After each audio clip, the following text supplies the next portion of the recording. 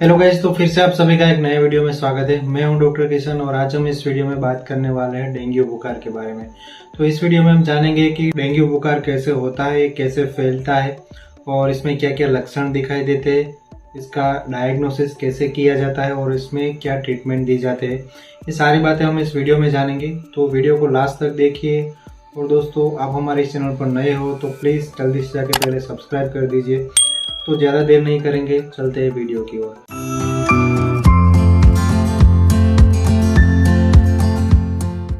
तो हम सभी को पता है कि डेंगू मच्छर के काटने से होता है और मच्छरों से डेंगू फैलता है।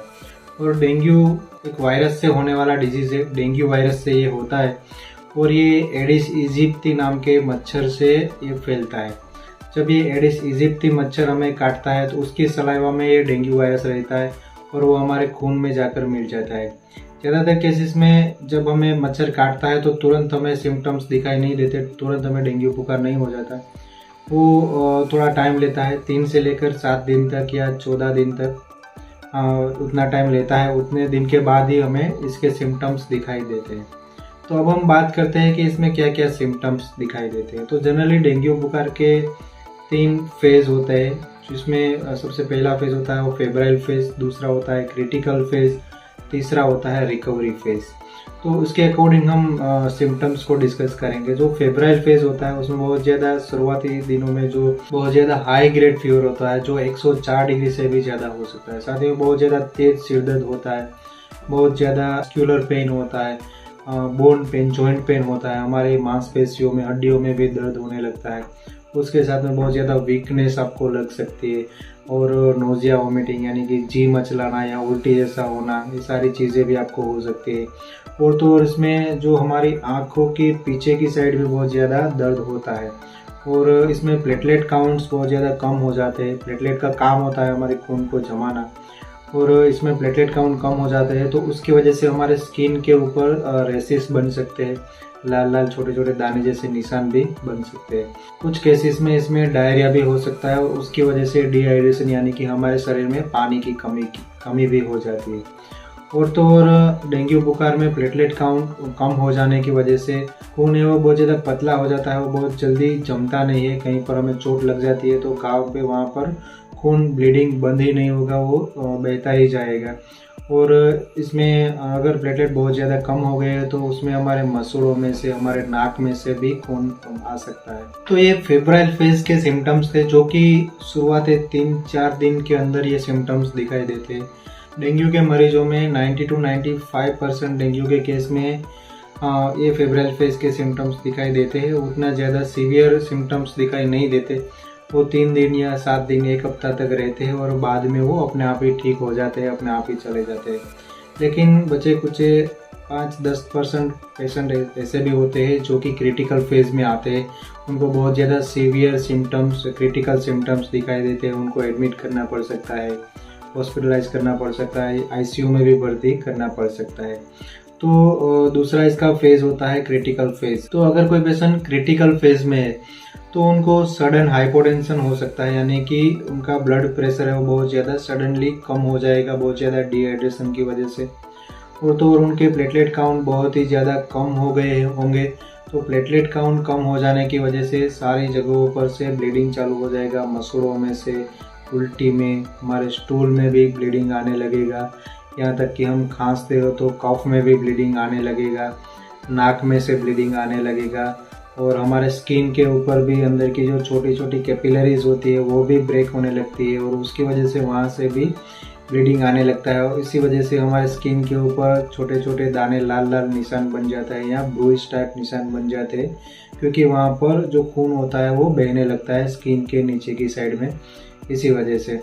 और कुछ केसेस में इंटरनल ब्लीडिंग भी चालू हो जाता है, उन पेशेंट के इंटेस्टाइन में से, स्टमक में से भी ब्लीडिंग चालू हो जाता है। इसमें ब्लीडिंग होता है, इसी वजह से डेंगू को हेमरेजिक फीवर भी बोला जाता है। और क्रिटिकल फेज में पेशेंट को परसिस्टेंट वोमिटिंग होती है, बहुत ज़्यादा उल्टी होती है और साथ ही में कुछ पेशेंट में सांस लेने में भी दिक्कत हो सकती है और बहुत ज़्यादा फटीग होता है, यानी कि बहुत ज़्यादा थकान और कमजोरी महसूस हो सकती है। उतनी कमजोरी हो सकती है कि पेशेंट उठ के चल भी ना पाए, उसको बहुत ज़्यादा वीकनेस लग सकती है। तो ये क्रिटिकल फेज के सिम्टम्स थे। और उसके बाद हम बात करते हैं रिकवरी फेज के सिम्टम्स के बारे में। तो जनरली 3 या 7 दिन तक, जैसे 1 हफ्ते तक या 1 हफ्ते 10 दिन तक ये सिम्टम्स रहते हैं। उसके बाद में पेशेंट रिकवरी फेज में आ जाता है। तो रिकवरी फेज में पेशेंट को जो टेम्परेचर होता है वो नॉर्मल होने लगता है, बुखार भी चला जाता है, प्लेटलेट काउंट्स बढ़ने लगते हैं, उनका बीपी, ब्लड प्रेशर, पल्स वगैरह सारी चीज़ें नॉर्मल होने लगती है और सारे सिम्टम्स रिकवरी फेज में जाने लगते हैं। मोस्ट ऑफ द डेंगू के केस में 3 से लेकर 7 दिन के अंदर रिकवरी आने लगती है, लेकिन अगर पेशेंट क्रिटिकल फेज में जाता है तो उसको हॉस्पिटलाइज भी किया जा सकता है। अब हम बात करते हैं कि डेंगू का डायग्नोसिस, डेंगू का निदान कैसे करते हैं। तो जनरली 2-4 टेस्ट होते हैं जो देखकर डॉक्टर्स पता लगाते हैं कि पेशेंट को डेंगू है। तो इसमें सबसे पहला आता है कंप्लीट ब्लड काउंट, सीबीसी होता है, जिसमें जनरली डब्ल्यूबीसी और प्लेटलेट काउंट्स देखे जाता है, एसवीवी देखा जाता है। प्लेटलेट काउंट्स अगर गिरे हुए हैं तो हम डेंगू का सस्पेक्टेड केस है ऐसा बोल सकते हैं।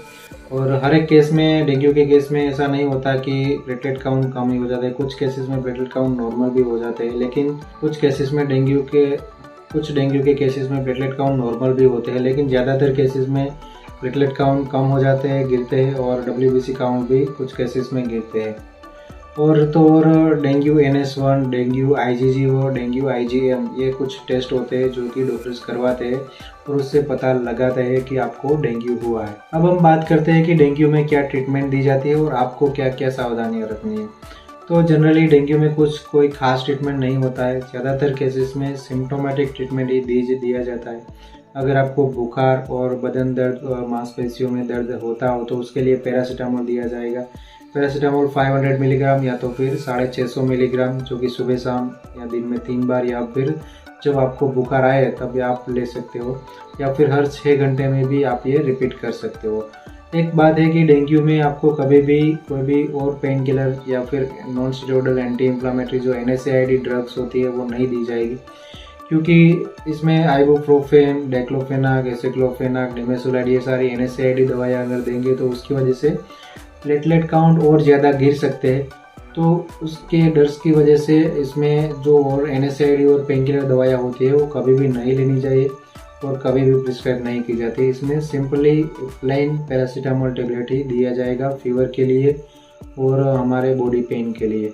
और अगर आपको उल्टी हो रही है तो डॉक्टर्स आपको एंटी एमेटिक्स दवाइयाँ ऑन्डेंसेट्रोन, डोमपेडोन या तो फिर मेटोक्लोप्रामाइड, इनमें से कोई भी एक दे सकता है। और साथ ही में आपको ORS भी प्रिस्क्राइब कर सकते हैं। ORS इसलिए देते हैं क्योंकि इसमें बहुत ज़्यादा कमज़ोरी हो सकती है, आपको पानी की कमी हो सकती है। तो आपको जितना हो सके उतना ज़्यादा से ज़्यादा पानी और ORS वाला पानी पीने के लिए डॉक्टर्स बोल सकते हैं। और आपको इसमें कंप्लीट बेड रेस्ट करना है, आराम करना है 3-4 दिन तक, जब तक आपका डेंगू ठीक ना हो जाए। बहुत जितना हो सके उतना ज़्यादा मात्रा में पानी पीना है। यही सिंपल सा ट्रीटमेंट डेंगू में दिया जाता है। इसमें कोई एंटीबायोटिक नहीं देते क्योंकि एक वायरल फीवर है और एंटीबायोटिक्स बैक्टीरियल इन्फेक्शन में काम में आती है, तो इसमें कोई भी एंटीबायोटिक नहीं दिया जाता। हालांकि कुछ केसेस में दिए जाते हैं क्योंकि सेकेंडरी इन्फेक्शन को प्रिवेंट करने के लिए, या तो फिर कोई सेकेंडरी इन्फेक्शन साथ में है तो डॉक्टर्स उसे एंटीबायोटिक भी प्रिस्क्राइब कर सकते हैं। अदरवाइज डेंगू में कोई भी एंटीबायोटिक दवाइयाँ नहीं दी जाती है और ना ही इसमें कोई भी स्टेरॉइड दवाइयाँ भी नहीं दी जाती है। हालांकि अगर आपको बहुत ज़्यादा डिहाइड्रेशन हो गया है, आपका बीपी, ब्लड प्रेशर कम हो गया है, तो उसमें आपको IV फ्लूइड चढ़ा सकते हैं, या इसमें नॉर्मल सलाइन या फिर डेक्स्ट्रोड नॉर्मल सलाइन भी आपको दे सकते हैं डॉक्टर्स। या तो फिर आपके प्लेटलेट काउंट बहुत ज़्यादा कम होने लगते हैं। नॉर्मल प्लेटलेट काउंट 1.5 लाख से 4.5 लाख जितने नॉर्मल प्लेटलेट काउंट होते हैं, लेकिन अगर आपके प्लेटलेट काउंट 1 लाख से कम होने लगते हैं तो डॉक्टर्स आपको एडमिट होने के लिए भी एडवाइस कर सकते हैं। जनरली 2-3-4 दिन के अंदर प्लेटलेट काउंट फिर से बढ़ना शुरू हो जाते हैं, लेकिन वो गिरते ही जाते हैं और 20,000 से भी कम प्लेटलेट काउंट आपके हो जाते हैं तो उसमें आपको डॉक्टर्स प्लेटलेट ट्रांसफ्यूज़न भी करने के लिए सजेस्ट कर सकते हैं। और ब्लीडिंग बहुत ज़्यादा हो रही है, वॉमिटिंग में, स्टूल में, या इंटरनल ब्लीडिंग, स्टमक में, इंटेस्टाइन में कहीं पर ब्लीडिंग ज़्यादा होने लगी है तो आपको खून की बोतल भी डॉक्टर्स चढ़ा सकते हैं। और एक टेबलेट डॉक्टर्स प्रिस्क्राइब करते हैं, कैरीपेल टेबलेट, जिसमें कैरी का पपैया कंटेंट आता है। ये टेबलेट जनरली डॉक्टर्स प्लेटलेट को बढ़ाने के लिए प्रिस्क्राइब करते हैं। और उसमें कोई खास ट्रीटमेंट नहीं दी जाती है, सिर्फ सिम्टोमेटिक ट्रीटमेंट ही दी जाती है और मैनेजमेंट किया जाता है।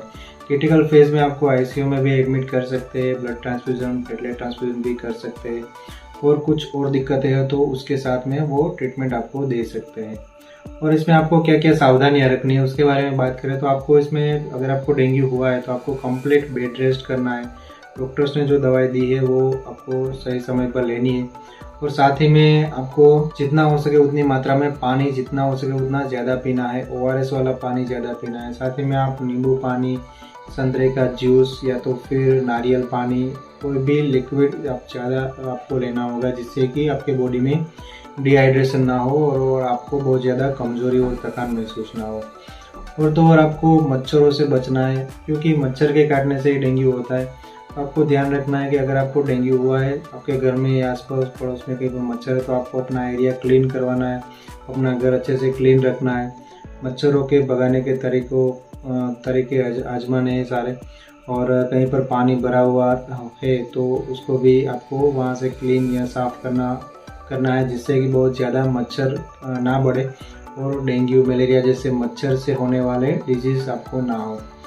तो होप दोस्तों आपको समझ में आ गया होगा कि डेंगू में क्या क्या होता है, डेंगू में क्या इलाज दिया जाता है। तो वीडियो अगर आपको अच्छी लगी है तो प्लीज़ दोस्तों वीडियो को लाइक करें, शेयर करें। आपको कोई क्वेश्चन है तो नीचे कमेंट बॉक्स में कमेंट कर सकते हैं। और दोस्तों आप हमारे चैनल पर नए हो तो प्लीज़ जल्दी से जाके सब्सक्राइब कर दो। तो दोस्तों मैं मिलता हूँ अगले वीडियो में, तब तक हेल्दी रहिए, फिट रहिए और मस्त रहिए।